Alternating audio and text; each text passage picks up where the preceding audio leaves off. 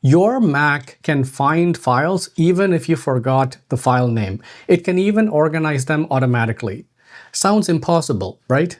Let me prove it to you. Think of this scenario. A few weeks ago, you downloaded a PDF file containing the return label for some items you bought.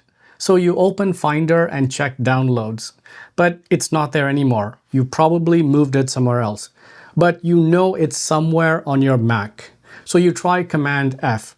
But it's been a few weeks and for the life of you, you just can't remember the file name.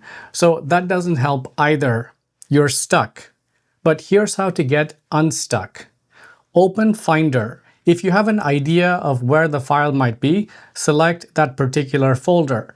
But if you don't, choose a broader location like your home folder or maybe even your entire Mac. I'm choosing my home folder because I'm pretty sure the return label PDF is somewhere in there. Now go to File and select New Smart Folder. A smart folder really isn't a folder in the traditional sense.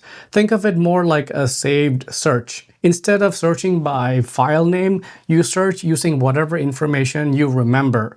Maybe you remember it was a PDF or some other format. Maybe you remember downloading it recently. Finder lets you combine all the different clues until you find exactly what you're looking for. Now, coming back to the smart folder, first, make sure it's searching the folder that you want. Next, click the plus icon to create the first search criteria.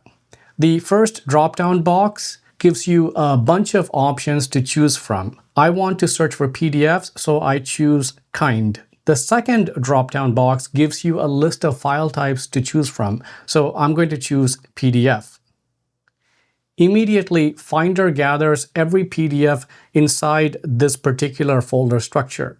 Now, this is a great start, but there's still far too many PDFs to browse through to find the one that we want. We want to find PDFs that were downloaded recently, say within 15 days. So let's add another search criteria. Go back to the top and click the plus icon again. And this time from the drop-down menu, choose last modified date and leave the second drop-down as the same default within last and type 15 in the third box. Finder immediately updates with a much shorter list of PDFs, and just like that, I see the PDF with the return label. If I want to open the file, I can just double-click it. If I want to find the folder containing the file, right-click it and select Show the enclosing folder. If this is something you will search for often, you don't have to build it every single time. On the top right corner, click Save. Give the smart folder a name, for example, Recent PDFs. Select the location where you want to save this particular search. I'm going to leave the default, which is saved searches. And I'm going to enable the option Add to Sidebar so that it shows up on the sidebar for easy and quick access later on. Click Save. Now I can see the smart folder appear on my sidebar. And whenever I click Recent PDFs, Finder automatically updates the list. Every new PDF that matches the search criteria will appear in the smart folder. Now you can change the search criteria whenever you want. Just right-click the smart folder, select Show Search Criteria. Instead of PDFs, you want to search for images or documents. Just make the change and the smart folder will update automatically. This is a set it and forget it type of solution. Now let's talk about organizing files automatically. Smart folders are quite powerful, but it still has its limitations.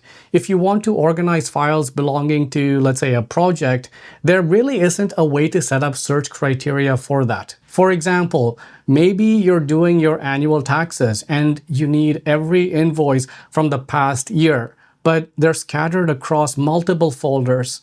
A smart folder is difficult to set up because the invoices might be images, PDFs, or some other format entirely, and you probably downloaded them over the course of a year. So setting up a time criteria won't work for you either.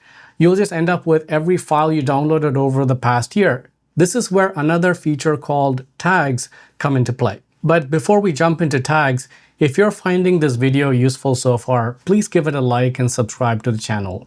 Your feedback and support helps me make more content like this. Now coming back to the sidebar, on the left in the bottom is a section called Tags. If you don't see it, I'll show you how to add it in just a minute. Under this section, you'll see different colored tags, and you can add these tags to files and folders. This is how you would apply it in this tax example. First, pick a color to represent tax-related documents, let's say red. Now go into the folders where different tax-related documents are located. For this example, I'm just going to go to Downloads and use the existing files as an example. Right-click the file and go to the tag section and click the red tag.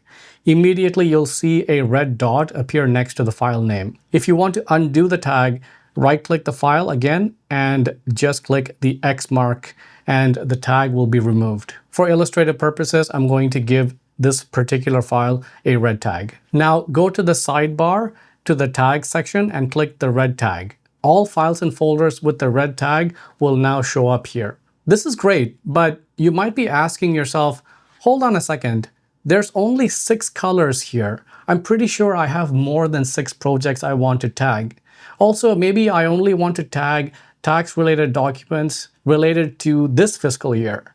There's a solution for that too. Go to Finder, Settings, and Tags. Click on the plus icon to create a new tag.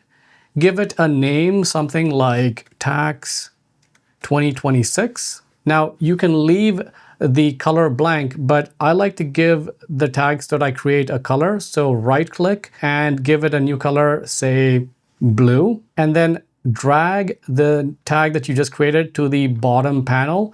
If you don't do this, the new tag that you just created won't show up in the sidebar. Also, make sure that you enable the tag that you just created. Now you can close out of Finder Settings, and when you come back to the tag section, you will see the tag that you just created. To test it out, right-click a file and give it the tag that you just created. Now, when you go to the new tag that you created in the sidebar, you should see all files and folders with this tag. And just like smart folders, this is also a set it and forget it type of solution. As long as you're proactive in tagging documents throughout the year, you'll have everything located in one easy to find spot come tax season. Now, smart folders and tags are two very powerful tools, and you can actually combine them. For example, you can set tags as one of the search parameters within your smart folder. For example, you can select tags from the search attribute list and find all items with a tag that contains red, for example, and immediately the file that we gave the red tag appears in the list. There are so many permutations and combinations for setting up search criteria that it's really not possible to cover everything in this video. So go ahead and test it out for yourself and let me know in the comment section below how you set up your search criteria. Now let's do some troubleshooting. If you don't see the tag section in the bottom of the sidebar or it's incomplete, go to Finder, Settings, Sidebar. In the bottom, you should see the tags checkbox. Make sure it's enabled. And while you're here, you can customize Finder to make it easier to use. By default, a bunch of items are enabled, items you probably don't need.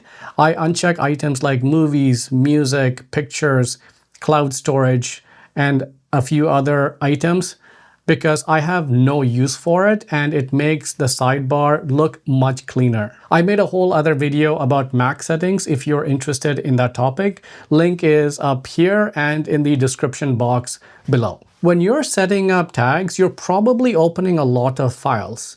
You're checking the content to make sure you give it the correct tag, but this can become tedious really fast. Using Quick Look from the toolbar is a little bit easier, but if you're doing this tens of hundreds of times, this is still not feasible. A shortcut is to use the spacebar. Press it once to get a quick look and press it again to close the preview. So there you go. The Finder app is a powerful tool to help you get the most out of your Mac. If you found this video useful, please give it a like and subscribe to the channel. I'll see you in the next video.